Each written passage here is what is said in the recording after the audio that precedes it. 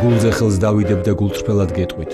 არაზრუს მიფიქრია, რომ ჩემს უბის წიგნებში დარჩენილი ფრაზები და პასაჟები, რომლებიც მემუარული წიგნის წერისას ვერ გამოვიყენე, თავად დაიდებდნენ ბინას ამ ლამას გამოცემაში.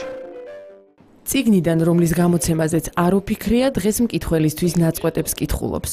პიროვნებები და მოვლენები, სევდიანი და მხიარული ისტორიებით, გელა ჩარკვიანმა ნაგერალაში გააერთიანა. მე ვარ უკიდურესად კმაყოფილი, თუ შეიძლება ასე ითქვას, საერთოდ ქართულად, ალბათ შეიძლება. მე ბევრი პრეზენტაცია მქონია, მაგრამ ეს იყო ალბათ საუკეთესო მართლაც. და ამაში დიდი როლი ითამაშა თვითონ ინტერიერმა.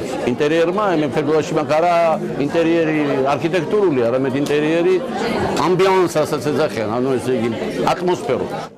ჩანაწერებით, ფოტოებითა და ავტორის ავტოგრაფით შევსებული უბის წიგნა კი ინტელექტმა გამოსცა. ნაგერალასთან ერთად ბიბლუსი გალერეაში პრეზენტაციაზე მისულ მკითხველს გელა ჩარკვიანმა კიდევ 3 წიგნი წარუდგინა. ღონისძიებაზე სიურპრიზები ამით არ დასრულებულა. დიპლომატმა და მწერალმა თავად შეასრულა ნაწყვეტები საფორტეპიანო ნაწარმოებიდან ირაკლიანა, რომელიც გარდაცვლილ მეუღლეს ნანას და შვილს ირაკლი ჩარკვიანს მიუძღვნა.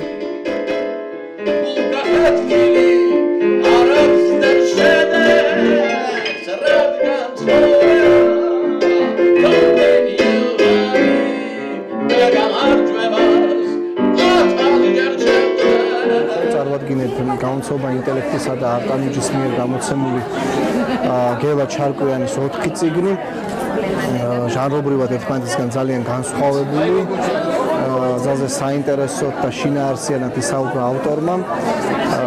მართლაც შთამბეჭდავი იყო მის მიერ შესრულებული რამდენიმე ფრაგმენტი მუსიკალური დრამიდან.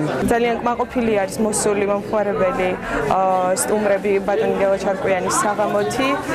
ეს არ იყო მხოლოდ საუბრები, ეს იყო ასევე მუსიკალური გაფორმება მის მიერ, რამაც კიდევ უფრო გაამდიდრა და გაალამაზა დღევანდელი საღამო. ჩვენ ვიმედოვნებთ, რომ შემდეგი შედევრი დაიწერება სწორედ ამ უბის წიგნებში და ეს უბის წიგნა კი იქნება შემდეგ პრეზენტაციაზე ის წიგნი, რომელსაც ჩვენ ავღნიშნავთ შემდეგში.